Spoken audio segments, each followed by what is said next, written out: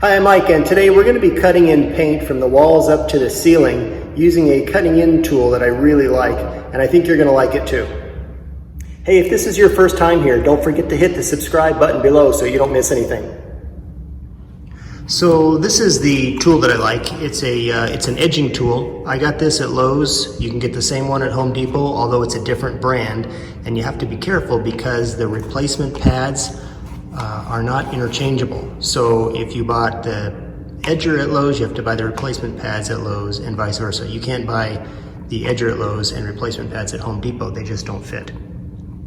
So the idea with these is that it's got two wheels along the top here, and you put this against the ceiling and you run it slowly against the ceiling and it leaves a straight line, usually. You can also do around doors, windows, whatever. I've had really good success with these, but you have to be careful.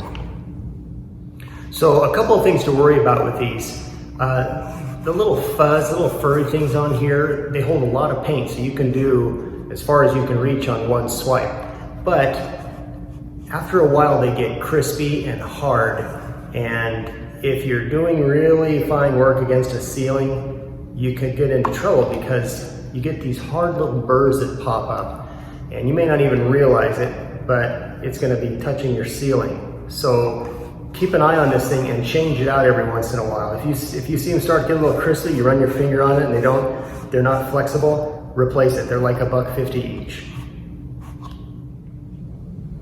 Okay, so I've got a little bit of gray paint on there. There's my wheels on the top. Initially, it's not going to hold a lot of paint, but after a while it will.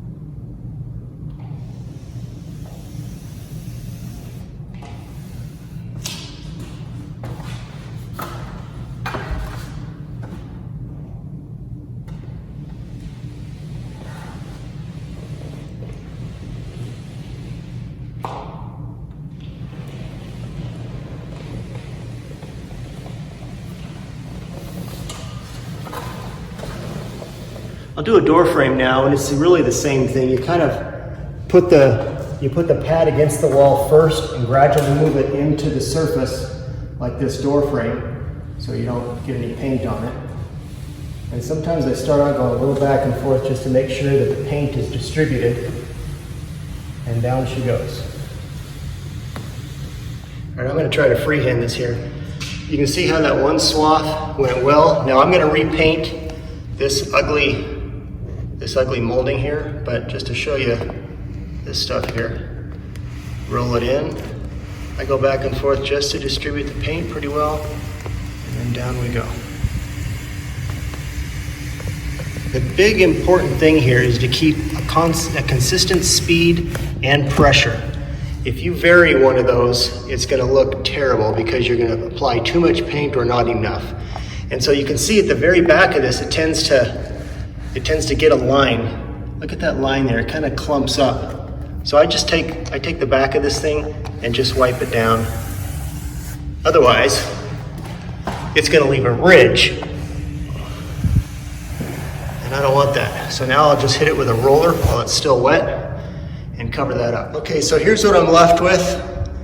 I'm gonna get a roller and fill in that stuff before it dries, keep a nice wet edge.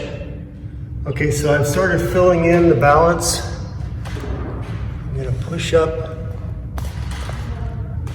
This isn't easy with one hand, by the way.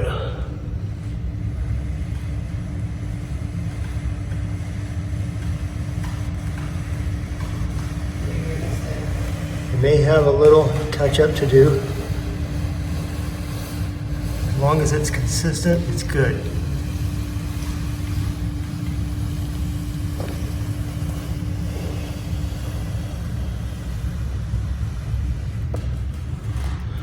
And once again, rub out that line so it doesn't leave a mark.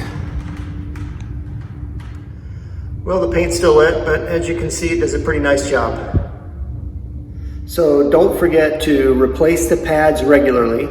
Keep a consistent pressure on the pad as you're pushing it at a consistent speed along the ceiling, and you'll have very good results. You may still need to get a fine little brush and do some very minor touch-up, but you can really move along very, very quickly with this tool. I hope this video helped you. If you have any questions or comments, leave them in the comments section below. Don't forget to hit the subscribe button, and we'll see you next time.